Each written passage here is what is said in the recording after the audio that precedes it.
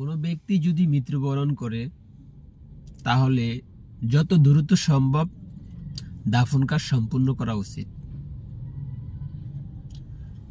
দেখেন, বাংলাদেশের মধ্যে একটি জেলা, তার নাম ভোলা। ভোলাতে প্রায় 20 লাখ মানুষ বসবাস করে। ভোলা থেকে এসে যারা ঢাকা চট্টগ্রামে বসবাস করেন বা চাকরি করেন, তাদের বাবা মা যদি বাড়িতে মৃত্যুবরণ করে, ঢাকাতে বসে শোনার পরে বাড়িতে যেতে 10-15 ঘন্টা সময় লাগে।